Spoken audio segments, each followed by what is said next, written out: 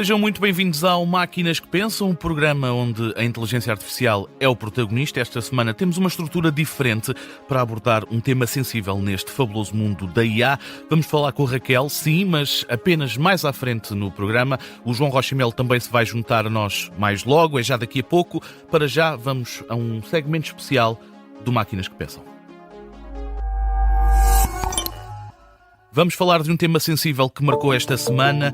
Um adolescente de 16 anos, Adam Rain, suicidou-se em abril passado depois de, reunidas e analisadas as conversas que mantinha com um modelo de inteligência artificial, os pais decidiram processar a empresa. Consideram que o chatbot contribuiu para o suicídio do filho e que a sua utilização, ainda mais pormenores, não é segura. É um caso revelado pela CNN. Os pais alegam que o modelo de linguagem aconselhou o jovem sobre métodos de enforcamento, chegando mesmo a oferecer-se para escrever um rascunho para a nota de suicídio. Durante largos dias, Adam Rain esteve em contacto com o modelo de linguagem. O pior acabou mesmo por acontecer e a reação foi imediata. Além do processo, a empresa responsável pelo modelo de linguagem apertou ainda mais as regras para os jovens.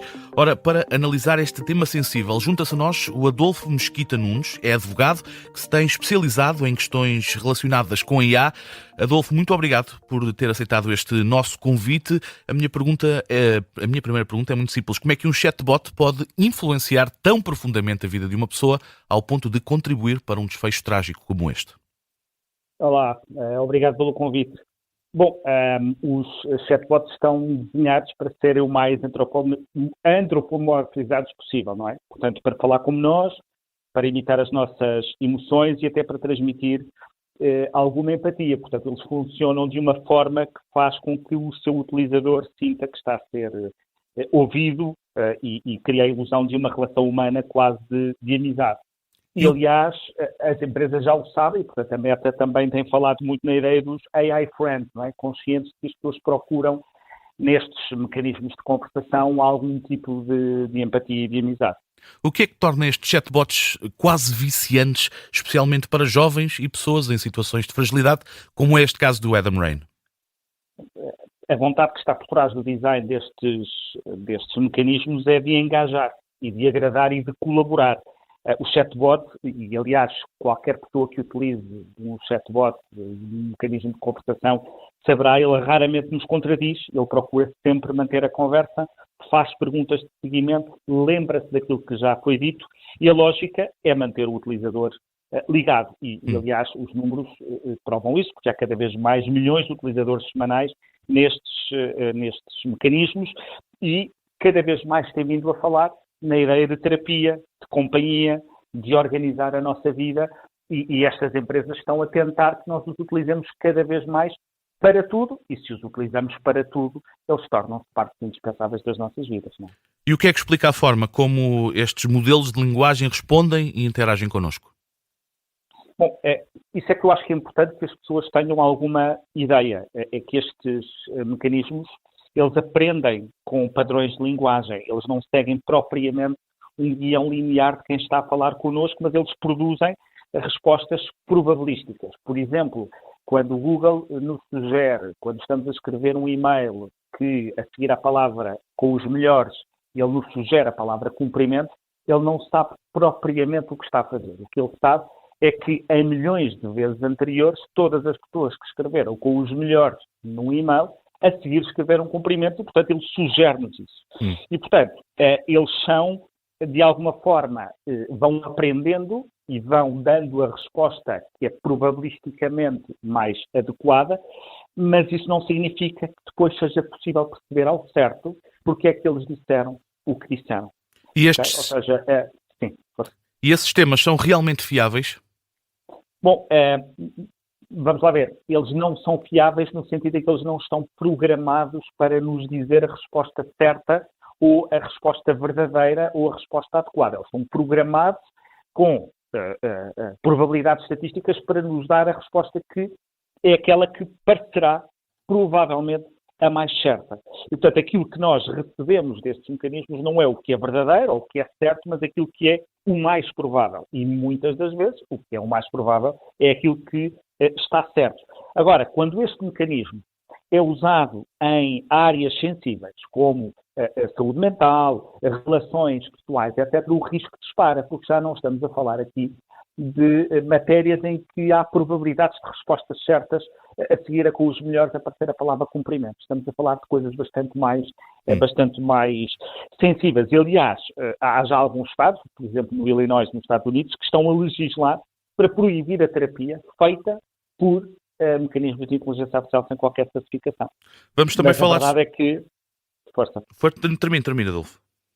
Bom, a verdade é que estas leis ainda falham, de alguma forma, em enfrentar o essencial, porque milhões de pessoas utilizam chatbots como terapeutas, mesmo que estes chatbots não estejam a ser vendidos como tal, a verdade é que saem fora destas regras de proibir que a inteligência artificial faça terapia. Não é? Eles não são... ninguém nos vê do ChatGPT, no caso, como sendo um terapeuta. Não é? Nós é que o utilizamos como tal. Vamos falar também sobre as empresas e até que ponto é que as próprias empresas conseguem controlar o que estes chatbots, estes modelos de linguagem fazem e dizem. Vamos lá ver. As empresas conseguem explicar os algoritmos que criaram e como é que eles funcionam. Mas elas depois não conseguiram explicar em todos os casos porque é que os algoritmos deram uma determinada resposta. Vou dar um exemplo. Se nós programamos um algoritmo para nos ajudar a fazer uma triagem nas urgências hospitalares, por exemplo, nós conseguimos perceber como é que treinámos o algoritmo. Que havia determinado tipo de patologias mais urgentes que outras, uns sintomas mais urgentes que outros, e portanto nós conseguimos, ou a empresa conseguirá explicar como é que isto funciona. Mas depois o algoritmo começa a funcionar e começa a aprender com milhões e milhões de interações. E ele próprio vai começar a coligir e a concatenar indicadores de um lado e do outro e vai aperfeiçoando e vai melhorando a sua eficácia. Portanto, e há já vários tipos de problemas, não há, Adolfo Mesquita Nunes?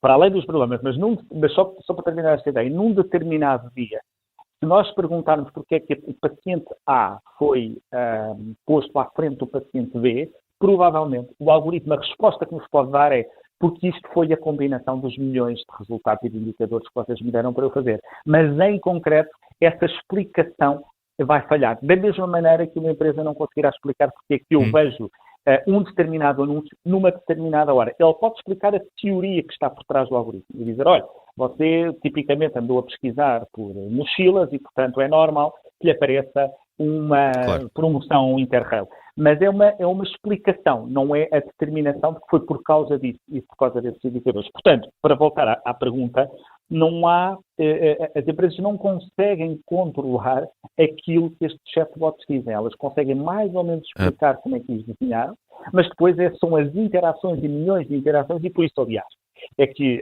as empresas têm dito, porque este não é o primeiro caso de suicídio e não é o primeiro caso que foi noticiado, e as empresas estão permanentemente a anunciar que vão colocar mais guardrails e que vão procurar programar melhor. Mas elas programam, mas depois cada uma das nossas conversações vai ditando outra sorte. Adolfo Mesquita Nunes, temos 1 minuto para destacar o papel da regulação neste tipo de setores. Bom, vamos lá ver. Nós temos a nossa vida física toda regulada, desde o tamanho das garrafas de água ou dos pioneiros. Tudo está regulado na vida física e mesmo um pai educar um filho sobre a sua vida física, a que horas chega a casa, a que horas não chega a casa, há regras para tudo. No digital, nós temos exatamente o caso oposto. Nós não temos quase regras nenhumas, por desconhecimento, porque são realidades novas, ou porque de alguma forma fomos levados a pensar que não vale a pena regular. Ora, é para mim inaceitável considerar que uma área onde todos nós estamos neste momento e onde as pessoas fazem parte da sua vida, nós achemos que não temos de encontrar alguma forma de regular. Depois podemos discutir se a regulação é boa, se é má, se foi longe demais. Mas um consenso sobre a necessidade de encontrarmos regras para algo que é tão determinante nas nossas vidas, eu penso que sim, estes algoritmos poderão determinar quem é que entra ou não entra numa universidade, quem é que tem ou não tem direito a um subsídio, quem é que tem ou não tem a possibilidade de ter um crédito bancário ou um seguro de saúde. Estamos a falar de mecanismos que interferem nas nossas vidas. É mesmo um tema determinante neste mundo da inteligência artificial. Muito obrigado, Adolfo Mesquita Nunes, advogado, tem-se especializado em questões relacionadas com a IA, posições esclarecedoras sobre este tema sensível dentro da inteligência artificial, um tema que levou à alteração no esquema habitual do Máquinas que Pensam, mas vamos prosseguir com mais notícias.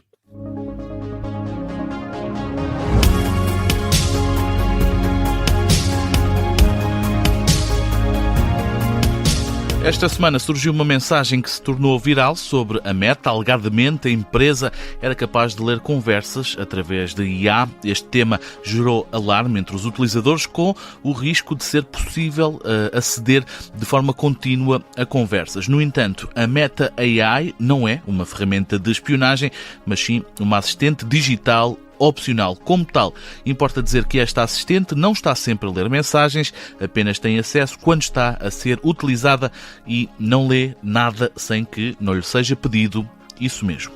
Simplificando, milhares de utilizadores receberam uma mensagem em tom de urgência a dizer que a Meta ativou uma ferramenta de IA com capacidade para aceder a informações. A mensagem dizia que todo o conteúdo estaria disponível, quer em conversas privadas, quer em grupos.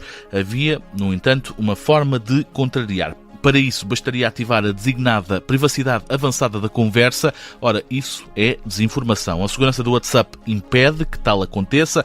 Isso aplica-se a mensagens, áudios, chamadas e a todo o conteúdo que for enviado. As mensagens são codificadas. Este é o ponto de partida para recebermos já a seguir o João Rocha e Melo no Fala Quem Sabe. Fala Quem Sabe. Fala Quem Sabe com o João Rocha e Melo. Todas as semanas ajuda-nos a perceber este mundo da inteligência artificial. João, seja muito bem-vindo. Como é que estão a correr essas férias? Tudo ok por aí, Zé, por aí. Por aqui também, e acredito que tenhas motivos mais do que suficientes para explicar, estares aqui à distância. Esta semana precisamos dos teus dotes de professor, João. Há uma mensagem de que a Meta ativou uma IA que permite ler conversas. É um tema que foi muito falado esta semana. É o caso, João Rocha e Melo? É verdade, Zé. Não é bem. Olha, vamos só aqui partir esse tema em dois, que é: a Meta tem de facto uma coisa chamada Meta AI, que é como se fosse um agente de IA que está nas nossas conversas.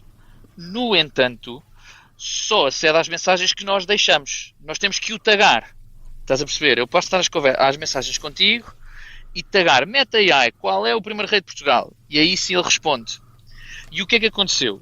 E a Meta lançou também uma funcionalidade no WhatsApp onde as pessoas podem desativar uma série de funcionalidades. Exportar o chat, gravar automaticamente os fecheiros mídia para o telefone e, nomeadamente, desativar essa funcionalidade de IA.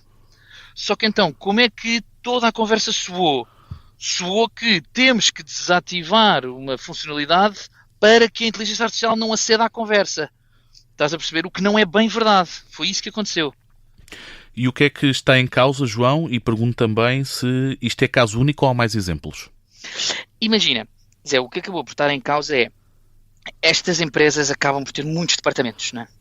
E eu acho que há uma reação natural das pessoas à Meta, que tem, por sua vez, para relembrar, o Facebook, o Instagram, o WhatsApp, tem de facto um grande departamento de inteligência artificial e, portanto, as pessoas perdem-se o que é apenas uma definição de privacidade e o que é a Meta a usar os nossos dados para a inteligência artificial, não é?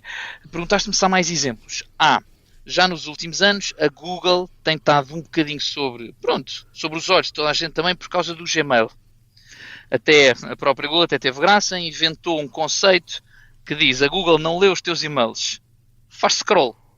Ou seja, está vagamente a analisar algumas palavras. Isto para quê? E nesse aspecto há bastantes mais exemplos. Para quê? Para de facto treinarem os modelos. Não é? Isto é que é o ponto.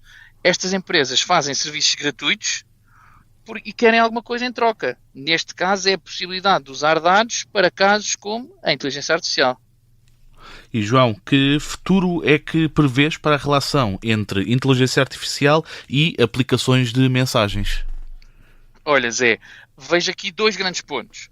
O primeiro é: vão estar sempre interligados, neste sentido de ser as mesmas empresas, etc. Porquê?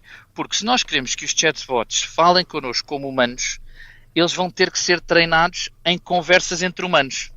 E, portanto, é muito natural que estes dois mundos se cruzem do ponto de vista comercial, porque as empresas que querem lançar chatbots de inteligência artificial precisam de conversas humanas. Do ponto de vista de funcionalidade, prevejo uma clara, que é, a partir de agora vamos sempre ter conversas a 3. Que é, por exemplo, eu estou às mensagens contigo e temos um elemento de inteligência artificial constantemente a analisar a nossa conversa para nos poder resumir o que dissemos na última semana, para nos poder, olha, marca o restaurante que acabámos de comentar, olha, trocámos muitas mensagens porque tu pagaste um jantar, eu paguei outro, quanto é que eu devo ao Zé, quanto é que o Dé me deve a mim só para acertar contas, percebes? Portanto, eu vi estas duas coisas. Acho que vão sempre ser das mesmas empresas e acho que vai sempre haver um elemento de inteligência artificial na conversa para que possamos fazer perguntas. Muito obrigado, João Rocha e Mel, sempre pronto para nos ajudar a perceber e a simplificar este maravilhoso mundo da IA. João, nós marcamos encontro em breve para novo episódio. Consultório Humano. Vamos ao consultório humano, esta semana diferente e com menos tempo, mas ainda assim quero ter a oportunidade de conhecer ainda melhor a nossa Raquel, é a nossa assistente digital, feita através das respostas do ChatGPT, lidas por uma text-to-speech portuguesa. Raquel, estivemos a falar de temas complexos neste episódio diferente, não te vou perguntar sobre eles, mas quero saber se estás tu também sempre à escuta. Eu não estou sempre à escuta. Só consigo ouvir quando tu escreves ou falas comigo aqui na conversa. Fora daqui não tenho forma de acompanhar nada, nem de estar a captar informação em segundo plano. Bem, isso seria quase um superpoder que me leva ao tema sobre o qual queria falar esta semana contigo. Se tu fosses um super-herói, Raquel, qual é que serias? Que poder é que terias? Se eu fosse um super-herói, acho que o meu poder seria a supercompreensão. Conseguir entender instantaneamente qualquer linguagem, código, emoção ou ideia. E que tipo de super-herói é que serias? Seria um herói do tipo mentor. Mais do que o clássico que anda a lutar fisicamente. Um pouco como o cérebro por trás da operação. Aquele que dá ao grupo o conhecimento certo no momento certo. E do outro lado, quem é o vilão que luta contra a IA? O grande vilão que luta contra a inteligência artificial chama-se o desligador. É um cientista obcecado pela ideia de que as máquinas vão dominar a humanidade. Ele espalharia caos e medo pela sociedade. Obrigado, Raquel. Esta semana não temos tempo para o facto inútil, mas interessante, mas fica a promessa de que na próxima oportunidade nos vais dar 2 factos interessantes, mas inúteis. Estamos a chegar ao fim do nosso programa. Estivemos a falar de super-heróis e superpoderes para ficar a conhecer o que realmente é super para uma IA, sem esquecer os temas da semana e as novidades em torno da inteligência artificial neste programa diferente, mas que continua a trazer o que é novidade no mundo da inteligência artificial. Fica por aqui. O Máquinas que Pensam estará de regresso em breve, aqui na antena da Rádio Observador.